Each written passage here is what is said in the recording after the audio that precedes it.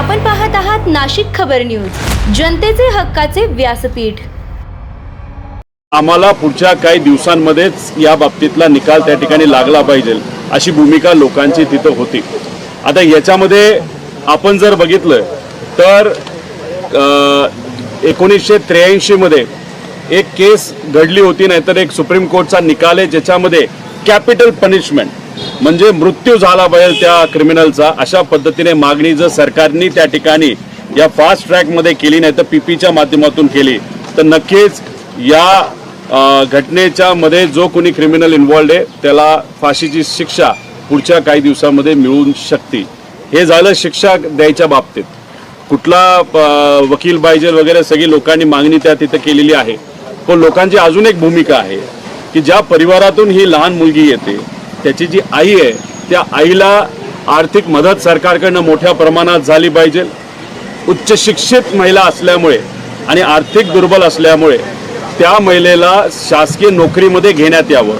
माळ्याच्या अंतर्गत काही घराला घर नाही तर काही अशी मदत आपल्याला देता येते का, अशा भावनिक दृष्टिकोनातून सुद्धा वेगळ्या वेगळ्या मागण्या इथं असणाऱ्या लोकांनी तिथं केलेल्या आहेत। सीएम साहेबांनी फास्ट ट्रॅक कोर्टाची मागणी मान्य करून लोकांची ही मान्य करून घोषणा केली असं आम्हाला कळतंय, पण आता फक्त याला पटपट आपल्याला काही गोष्टी कराव्या लागतील। एसपी साहेबांचं मत आलं की 15 दिवसामध्ये चार्जशीट ही दाखल केली जाईल आणि त्यानंतर कोर्टाच्या माध्यमातून या व्यक्तीला जो कोणी गुन्हेगार आहे त्याला तिथं शिक्षा ही होईल अशी भूमिका एसपी साहेबांची आहे। मग इथं लोकांची परत चर्चा करत असताना त्यांचं मत आलं आणि आमचंही मत आलं की इथे असणाऱ्या काही लोकांना सामाजिक कार्यकर्त्यांना सीएम बरोबर, कारण ते होम मिनिस्टर सुद्धा आहेत, त्यांच्याशी भेटण्याची संधी तिथं देण्यात यावी जेणेकरून लोकांच्या मागण्या डायरेक्ट लोक राजकीय नेत्यांवर अवलंबून राहता होम मिनिस्टरला तिथं करतील।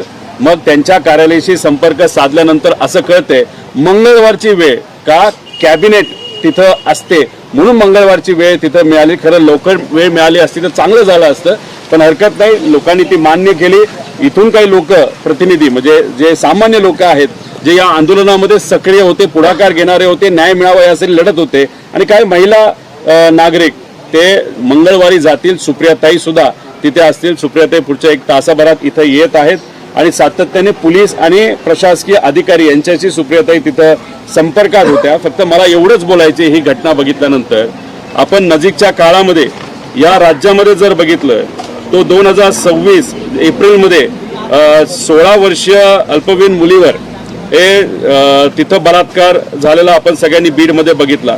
जानेवारी 26 मध्ये बदलापूरची घटना बघितली। एप्रिल 26 मध्ये बारामतीमध्ये सुद्धा एका 10 वर्षाच्या मुलीवर तिथं लैंगिक शोषण झालेलं बघितलं।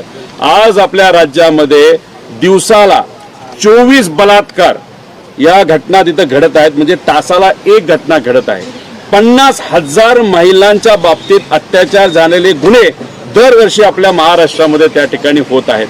म्हणजे कुठेतरी या महाराष्ट्रामध्ये जी काय कायदा व सुव्यवस्था पाहिजे, ज्या पद्धतीची पाहिजे, दुर्दैवाने ती त्या ठिकाणी दिसत नाही। कुठं ना कुठेतरी जे काही क्रिमिनल वृत्तीचे लोक आहेत त्यांना कायद्याची भीती नाही राहिली का अशी शंका आम्हाला वाटते। त्यामुळे इथं आम्ही चर्चा करत असताना अनेक सामाजिक कार्यकर्त्यांनी मुद्दा मांडला, फास्ट ट्रॅक तुम्ही म्हणताय, कोर्टात विषय गेला तो 2दा हा माणूस बाहेर आलेला आहे, मग उद्या जाऊन खरंच त्याला तिथं त्याच्यावर कारवाई होईल नाही तर निकाल लागेल हे कशावरनं? आता याच्यासाठीच आपल्या सगळ्यांना माहिती असेल महाविकास आघाडीच्या काळामध्ये लोकांच्या मागणीनुसार शक्ती कायदा आणला गेला होता आणि तो शक्ती कायदा आणल्यानंतर तो सर्व हाऊसली हा मान्य करून केंद्र सरकारकडे पाठवण्यात आला होता। फक्त केंद्र सरकारकडे तो परत एकदा महाराष्ट्राकडे पाठवला का?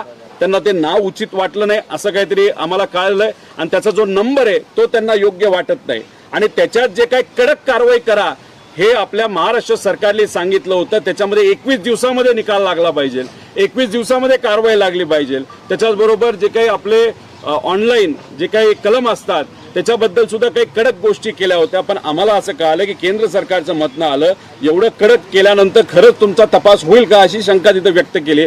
परत तो कायदा खाली आलाय, त्यामुळे पुढच्या काही दिवसांमध्ये 1 दिवसीय कुठेतरी अधिवेशन सरकारकडनं घेण्याची भूमिका मांडली जाते। कुठल्या तरी एका केंद्रातल्या पार्लमेंटमध्ये जो डिलिमिटेशन कायदा हा खालीच झाला त्याच्या बाबतीत मला एक म्हणणं आहे की ते नंतर ठेवा आधी पहिला शक्ती कायदा या महाराष्ट्रामध्ये लागू झाला पाहिजे, यासाठी पुढच्या काही दिवसामध्ये सरकारकडनं तिथं एक